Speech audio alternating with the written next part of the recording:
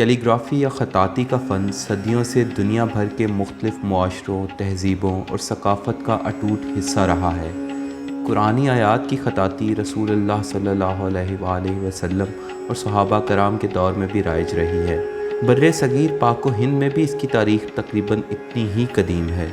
مسلمان خصوصاً مغل دور حکومت میں قرآنی کیلیگرافی نے ایک سنہرے دور کے طور پر اپنے نقوش تاریخ کے اوراق پر ثبت کیے۔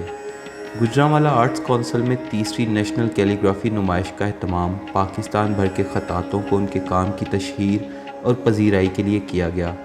اس نمائش میں پاکستان بھر کے نامور آرٹسٹ نے شرکت کی اور اپنے فن پاروں کی نمائش کی۔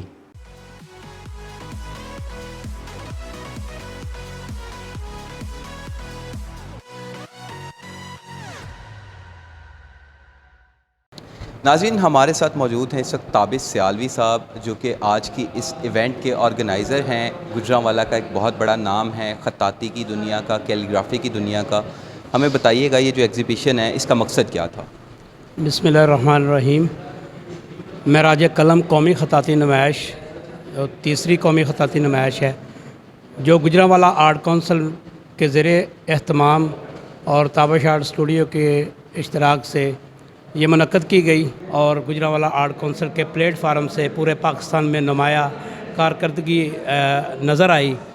تو میں ان سب کا شکریہ ادا کرتا ہوں جو اس ایونٹ میں شامل ہے ہمارے ساتھ، اور اس ایونٹ کو کامیاب بنانے میں۔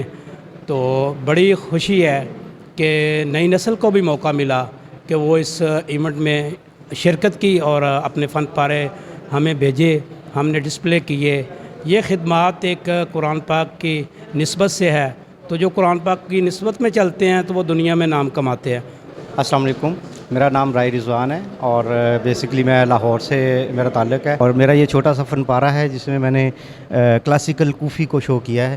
آج سے 1400 سال پہلے قرآن پاک اسی فونٹ میں اور اسی طرز میں اور اسی طرح سے لکھا جاتا تھا، اس میں نقطے نہیں ہوتے تھے۔ یہ کل ہو اللہ احد، کل کے کاف کے نقطے نہیں ہیں، اور اسی طرح دوسرے بھی الفاظ کے جو نقطے نہیں ہیں۔ صحابہ میں ارلی سٹیج پہ یہ کنسیپٹ تھا کہ قرآن پاک کے صفات تو خیر اس وقت ہوتے نہیں تھے، لکڑی پہ، کھجور پہ، پتھروں پہ، جس پہ بھی وہ خطاطی کرتے تھے اس پہ نقطہ لگانا یا نشان لگانا مکروہ سمجھا جاتا تھا۔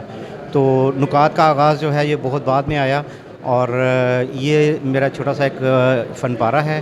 اس میں نے 1400 سال پہلے سے لے کے اب تک خطاطی کی جو بیس ہے، جو خطاطی کا آغاز ہے، وہ دکھانے کی کوشش کی ہے۔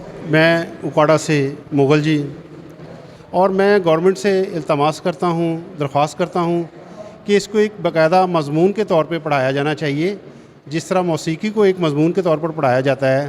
خطاطی چونکہ ایک بہت بڑا اور مقدس فن ہے، ہمارے انبیاء کا فن ہے، یہ صحابہ کرام کا فن ہے اور مسلمانوں کی وراثت ہے یہ، اور جو خطاطی کو عروج عالم اسلام میں ملا ہے، جو اسلام نے اسے افتخار بخشا ہے، وہ کسی اور مذہب میں اس کی مثال نہیں ملتی۔ میرا نام عاطف اقبال قاضی ہے اور میرا تعلق لاہور سے ہے۔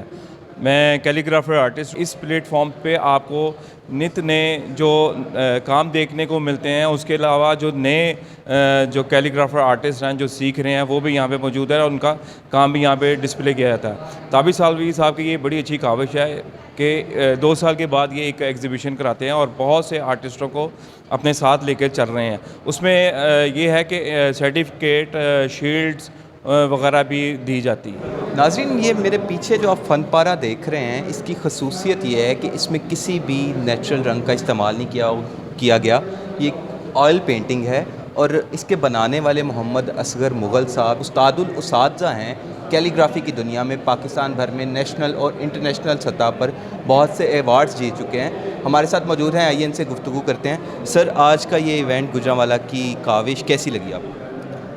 برخوردار ایسے جو ایونٹ ہونے چاہیے، اور جو ہماری نئی نسل آنے والی ہے نا، کیونکہ ہم نے تو کافی وقت گزار لیا اور نام بھی کمایا، شہرت بھی لی، عالمی سطح بھی گئے، لیکن ہمیں آج جو سوچنا چاہیے یہ نئی نسل پہ سوچنا چاہیے۔ کچھ بچے ایسے کو دیکھ کے سیکھیں گے، کچھ استادوں کی رہنمائی لیں گے، اور یہ جو میرا کام ہے، یہ جو کچھ بھی ملا مجھے اس نام پہ ملا۔ ماشاءاللہ، بڑے اعزاز کی بات ہے سر۔ اچھا، بس ایک چھوٹی سی بات، ڈیجیٹل دور چل رہا ہے، بڑی فاسٹ سی دنیا ہے۔ لوگوں کا رجحان، خصوصاً آج کل کی یوتھ کا، نوجوانوں کا رجحان ان چیزوں کی طرف، آرٹ کی طرف کم ہوتا جا رہا ہے، تو ان کے لیے آپ کیا پیغام دینا چاہیں گے؟ بیٹے میرا خیال آپ کہتے ہیں کم ہو رہا ہے، میں نہیں مانوں گا اس چیز کو. ماشاءاللہ آپ نیٹ جو ہے نا، نیٹ نے اتنی معلومات دی ہیں کہ ایک آدمی جو انجان بھی ہے نا اس کی رہنمائی ہوتی ہے. تو یہ بڑی کاوش ہے ان کی، اتنی محنت کر کے انہیں سب دوستوں کو اکٹھا کیا ہے.